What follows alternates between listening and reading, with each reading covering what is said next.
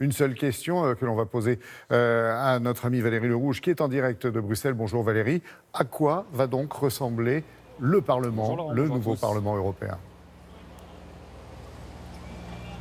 Ah bien, il a un autre visage ce matin, très clairement. Les équilibres politiques sont chamboulés dans ce nouvel hémicycle. Alors, on va rentrer un petit peu dans le détail. Le bloc pro-européen résiste assez bien, mais il se fragmente. En fait, les deux grands groupes politiques traditionnels, les sociodémocrates, auxquels appartiennent les socialistes, et le Parti populaire européen, auquel appartiennent les républicains, eh bien, perdent clairement de leur influence. Depuis 40 ans, ils avaient une majorité dans cet hémicycle.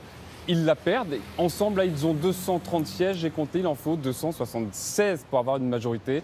Donc, vous comprenez bien, qu'ils vont devoir aller chercher des alliances ailleurs. Alors, ils le feront sûrement dans les deux autres partis pro-européens qui, eux, progressent. Il s'agit du groupe centriste libéral ADLE, auquel appartiendra normalement le parti de la République En Marche.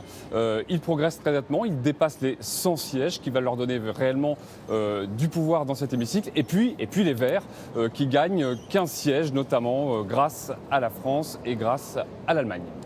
On est bien d'accord, Valérie, pour les eurosceptiques, il ne s'agit en aucun cas d'un raz-de-marée, mais on peut parler quand même d'une belle percée. Oui, ils augmentent très clairement, comme les sondages le prédisaient. Le groupe auquel appartient le Rassemblement national gagne une trentaine de sièges, notamment grâce à la Ligue de Matteo Salvini. En Italie, c'est lui qui fait exploser le nombre de sièges, puisqu'il passe de 7 à 28 sièges dans ce Parlement. Le Rassemblement national fait finalement exactement le même score qu'il y a 5 ans. Et puis, on peut noter qu'il y a quand même une baisse, ou en tout cas une stagnation par rapport à ce qu'on prévoyait. Mais en Autriche, par exemple, en Finlande, on attendait les vrais Finlandais, c'est le nom du parti d'extrême droite là-bas. Ils ne sont pas là, en tout cas aux Pays-Bas, ils sont 3e, on les disait premiers également. Et puis, il y a les autres eurosceptiques, pas d'extrême droite, mais des souverainistes nationalistes qui gagnent du terrain aussi, et notamment grâce ou à cause des Britanniques. Et Nigel Farage, l'architecte du Brexit, qui se retrouve très largement en tête au Royaume-Uni et qui ne manquera pas de perturber un peu le fonctionnement, en tout cas, et les équilibres du Parlement.